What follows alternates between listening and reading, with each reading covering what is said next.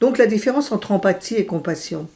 Nous avons déjà expliqué, nous sommes des êtres de résonance. Donc inévitablement, nous sommes en empathie parce que nous recevons toutes sortes d'informations, de sensations, de perceptions, et que nous ne sommes pas si cloisonnés que nous pensons. Donc nous sommes naturellement, on va dire, dans cette empathie. Mais cette empathie pourrait être aussi, finalement, quelque chose qui nous submerge, c'est-à-dire être en permanence ainsi dans le ressenti de tout ce qui se passe, d'une sensibilité peut-être exacerbée finalement pour certaines personnes, pourrait nous amener à être profondément dans la déprime, parce que ressentir la souffrance en permanence et comment dire, et s'y sentir exposé, et finalement faire que peut-être nos émotions deviennent extrêmes, alors évidemment, cela peut être source de fragilité, voire de déprime, de se sentir ainsi exposé en permanence. Néanmoins, c'est la base de la compassion. L'empathie, ça veut dire pouvoir ressentir ce que l'autre ressent, être en résonance finalement avec l'autre quel qu'il soit. Et la compassion, qu'est-ce que c'est? C'est l'exercice ou l'expérience, on pourrait dire choisie, délibérée, d'être dans cette empathie sans être submergé par celle-ci.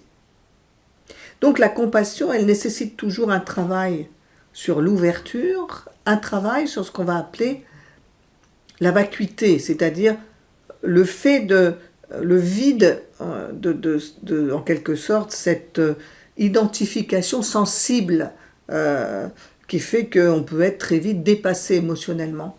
Donc lorsque l'on arrive à être spacieux et stable sans être dans cette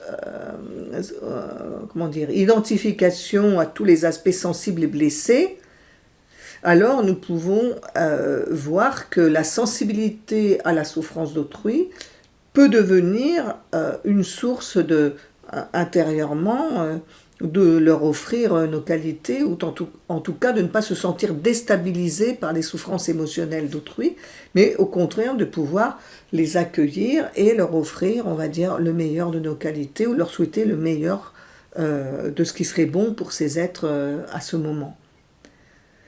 Donc c'est très important effectivement de sentir un peu la différence subtile entre les deux, la base, la compassion et la capacité à ressentir qu'on appelle l'empathie chez tous les êtres, mais en quelque sorte la compassion amène une expérience spirituelle intérieure qui fait qu'on ne va pas être submergé, dépassé ou complètement abîmé ou déprimé par la souffrance.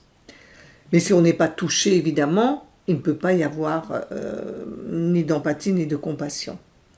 Donc là encore, l'empathie pourrait nous amener dans des extrêmes parfois, ou aussi des protections, là où la compassion, on va dire, empreinte de l'expérience d'ouverture et de vacuité, de non-saisie, de non-identification avec toutes, on va dire, les souffrances, peut nous permettre à la fois d'être touchés sans être déstabilisés et en même temps d'en faire une pratique, on va dire, quotidienne, un entraînement.